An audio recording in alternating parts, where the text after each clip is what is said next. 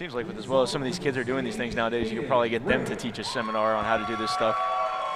Oh, definitely. The level of jiu-jitsu that they have is worthy of a seminar. And next matchup is Aiden Ray. We're moving on to the teens division. And Brooke McCarley from True Jiu-Jitsu.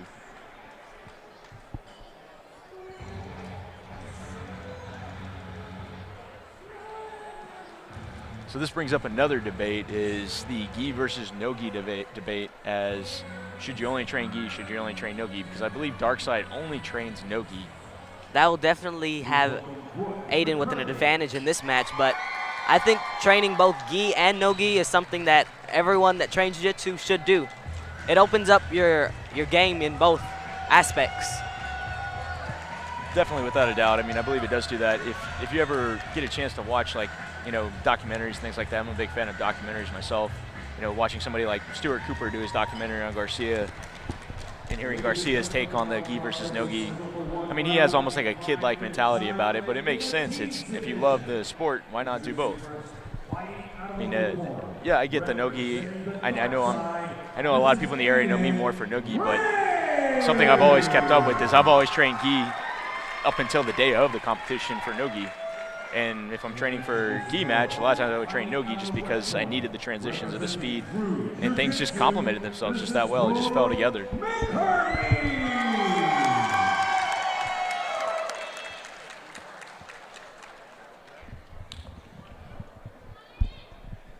So here we go. Both ladies come to the mat. And McCarley immediately pulling guard into a half guard positioning. Aiden very aggressive off the bat. Push the knee, let's get your guard.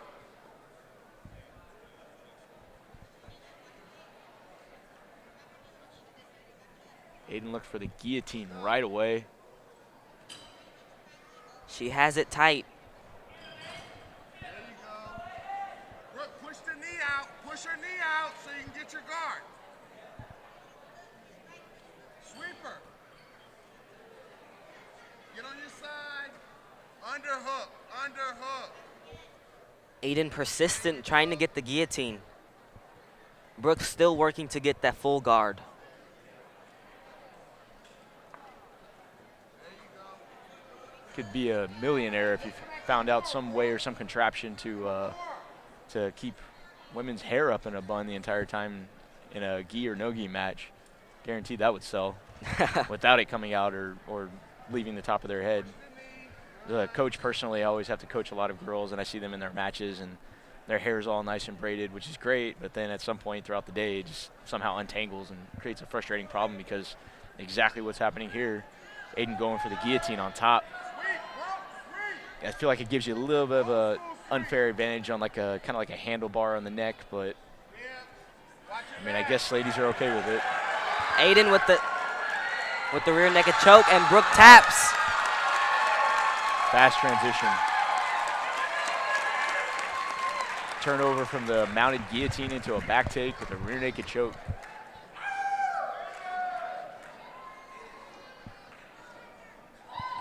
And that was the first teens match that we had up at 95 pounds. Ladies and gentlemen, the winner of this match with the rear naked choke, Aiden Ray! Both girls showing great sportsmanship.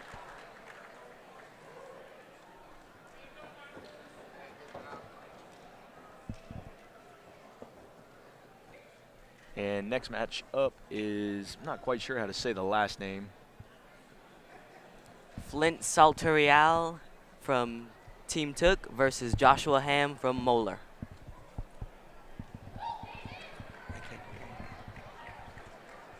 Please welcome to the stage, Flint Salterial.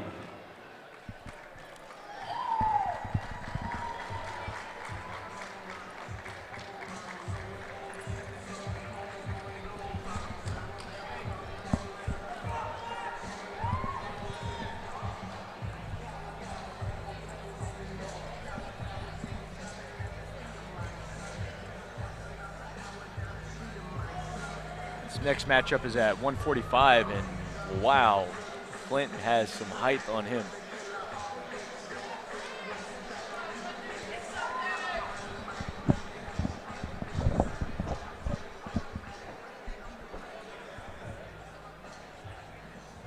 Team Rivas, I believe that's Team Rivas athlete with some very long limbs. Definitely could be an advantage in this match. If you had to pick body types of jiu-jitsu, I believe this would probably be one of the top ones right here. But his opponent also coming out, again, very, very long opponent. This should be an interesting match.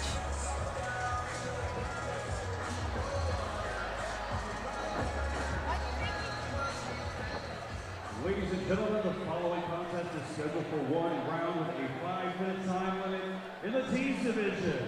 Introducing first, fighting out of the blue corner, representing Team Rivas, this is Flint Saltarelli. And introducing his opponent, fighting out of the red corner, representing Moeller, this is Joshua Hahn.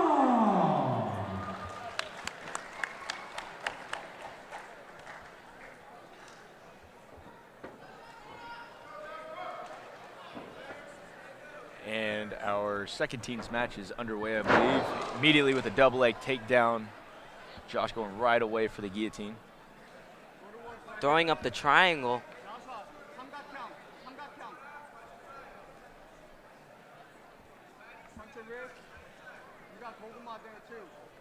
Flint needs to find a way to posture up so he can escape from the triangle hold that he has. Long guys are just a constant problem with the legs when you're trying to pass guard. They can always manage to get this triangle body lock on you that just they squeeze the wind out of you. If it's your first time ever training and somebody managed to get that on you, a lot of times you end up finding yourself tapping until you get used to that type of pressure. Immediately Josh going for a Kimura lock after releasing his triangle body lock, and then going right back to it on the same side. Flint able to keep that arm underneath his body, holding it tight. Looks like Joshua's getting the arm out. Joshua switches to the full mount. Flint switches back to the full guard.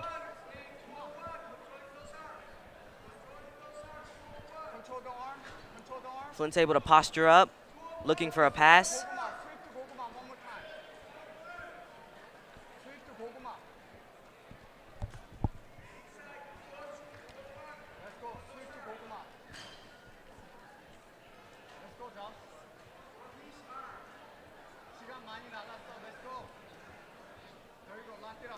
Joshua working for a triangle choke. He got the arm bar. A quick tap. With the arm bar. And again, looking at the attire of what the two gentlemen are wearing, the shorts and the spats. Again, just thinking that possibly they may be wearing that to create a little bit of friction to keep the submissions or keep the opponent in their positioning for a little while longer than normally what you would just have as far as shorts. Definitely the choice of what you're wearing affects what you're going to be able to do in the match. Shorts apply that friction that you need for something like in closed guard, but the spats allow you to be slippery and be able to get out of positions. With a dead orchard, Joshua Hahn.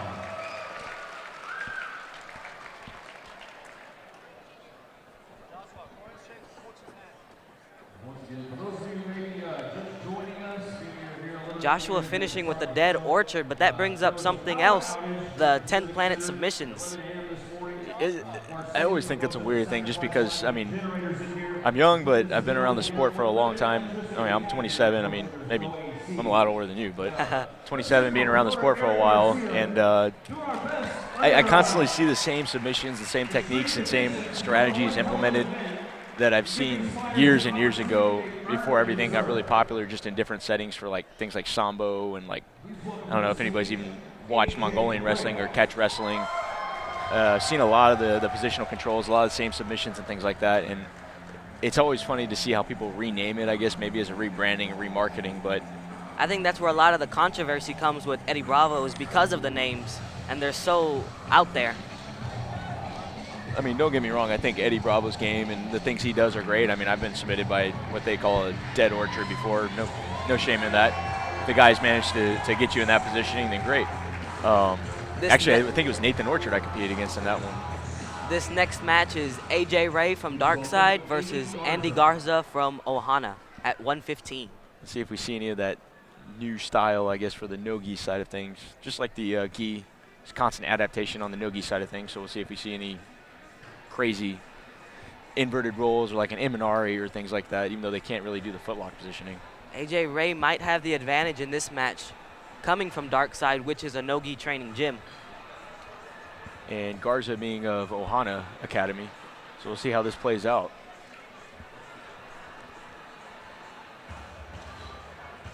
Ladies and gentlemen, your next AJ seems to be very calm before this match. time limit in the teams division. Introducing first, fighting out of the blue corner, representing the dark side, this is AJ Ray.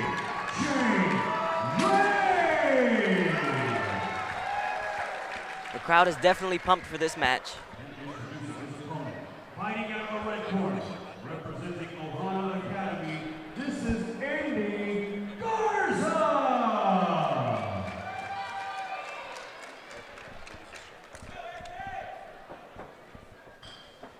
And right away, lots of movement on the feet. AJ looking for the head control.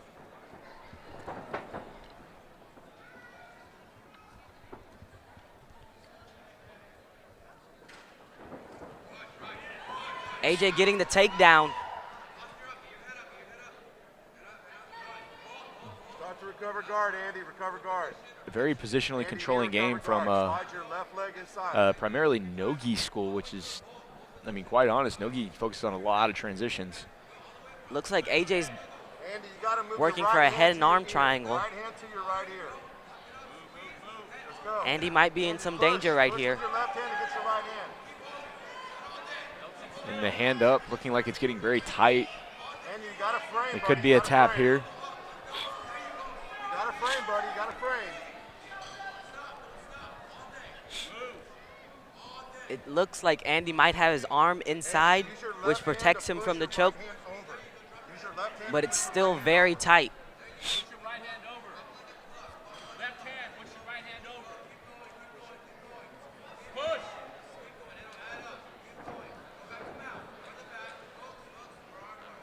AJ looking for that arm bar from an inverted position. Triangle. I think this is one of the more recent developments for the no-gi side of things, is this kind of constant transition between like a crucifix on the back, some sort of kimura lock setup.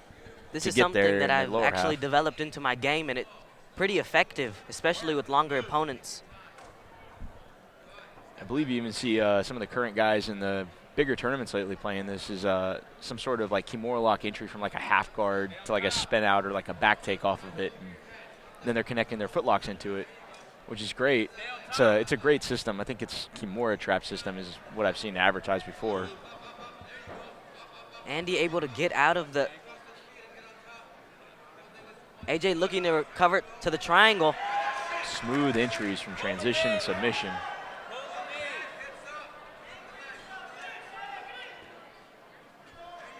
But Andy still mounting a pretty decent defense.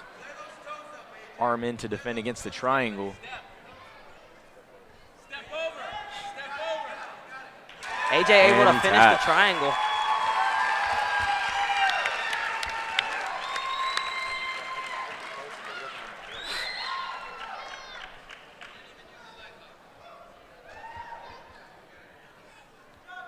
This match definitely showed technical maturity from both opponents, but it shows that teams are a force to be reckoned with.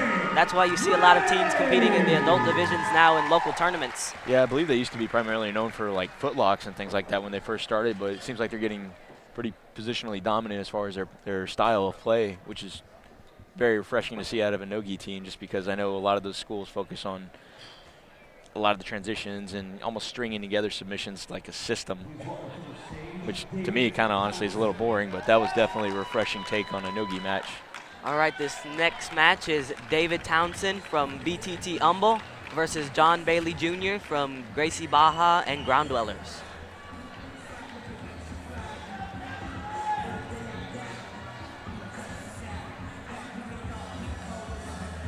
This is a gi match, our first gi match of the night. first teens gi match of the night, and again, I just keep looking at the height of some of these kids and then just wondering how much of a monster they're going to be if they keep training and get to like a black belt or something. The tall, lanky body type is definitely an advantage in jiu-jitsu.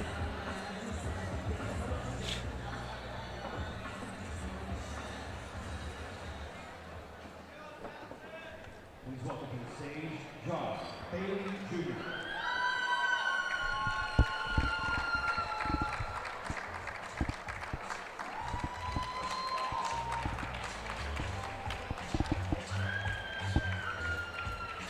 John Bailey looking very calm before his match. If I remember correctly, I think I have seen him compete a couple of times in some local tournaments before, and might explain a little bit of the calmness on his face. And again, coming from a Gracie Baja school, probably very fundamentally basic game, but very effective. Probably knows his transition, things like that very effectively, knows his points very effectively.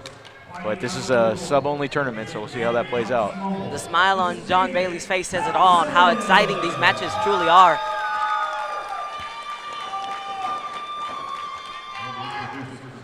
Fighting out of the red corner, representing Gracie Baja and Brownswellers, this is John Bailey Jr.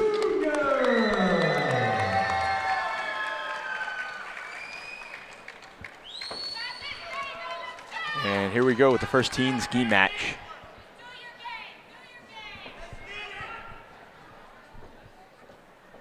David looking to have a little bit of a height advantage on John. He immediately jump and guard. John trying to posture up and break that guard, but his posture is being broken down. And again, another body triangle from the longer body type.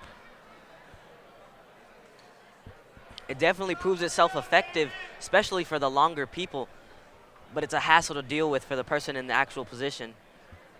The only thing I don't like about it is that I feel like if you lock yourself into position, it's kind of like the whole half guard leg lockdown. You lock yourself into positioning as the person attempting it, so it kind of limits your options. I mean, because if he lets go of this leg triangle immediately right now, there's a good chance he's probably going to plop to his butt or have to jump to his feet and abandon what in jiu-jitsu is honestly a dominant positional control. Even though it's not ruled that in the rule setting, I believe the guy on top is in dominant control or considered that because he's having to pass.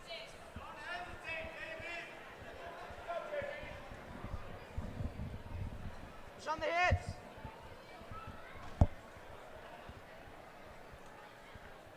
Control's wrist. Nice. John looking for that pass, but David keeps popping up with the standing guard. John still with the smile on his face, happy throughout this match.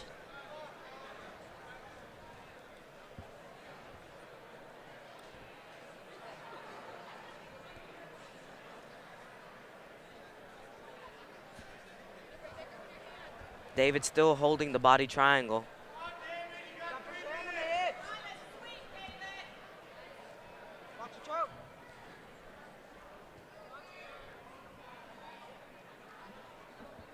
I definitely see what you're saying with the body triangle limiting what the opponent can do. With David's movements are very minimal. He's not going for any submissions, a sweep, nothing.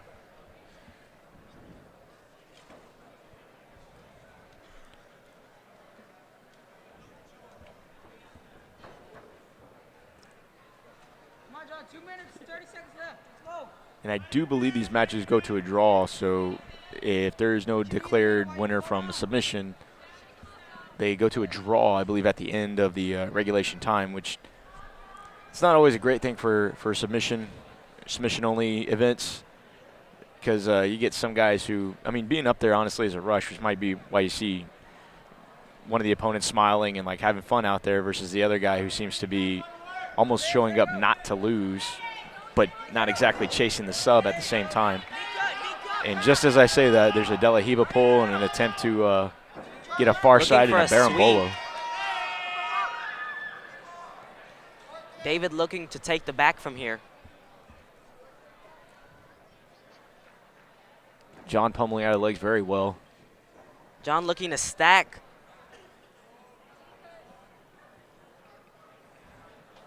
He's working over. David underhooking that arm and possibly waiting for a little bit of weight to be released so he can set up a triangle entry. John still looking for the pass. He doesn't quite have it. David showing some real flexibility, being able to keep that foot right next to his head.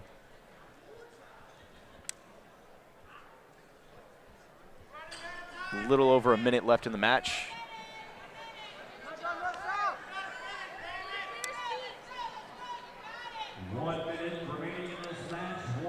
John persistent with that pass. He's almost got it.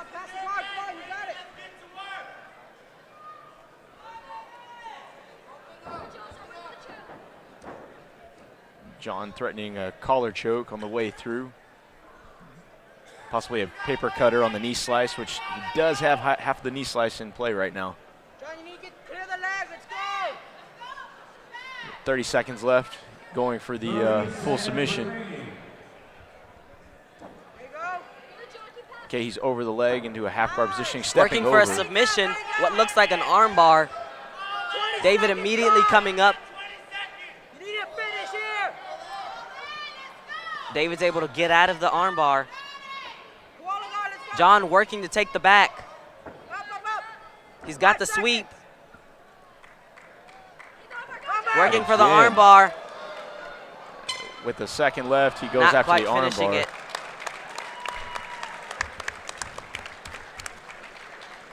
It was a great match. Lankiness did play a factor. David was able to hold the body triangle, and also his flexibility came through whenever he was trying to defend the pass. Time limit has expired. This match is a draw. And again, not quite the situation in this match, but I mean, they had a very interesting match, very fast moving in the last minute especially.